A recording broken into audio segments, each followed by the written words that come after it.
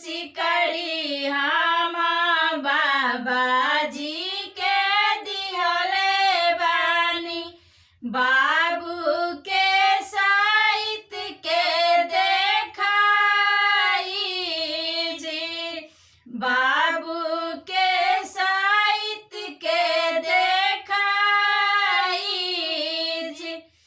खड़ी कौशल्या रानी तिलकनी रे खेली।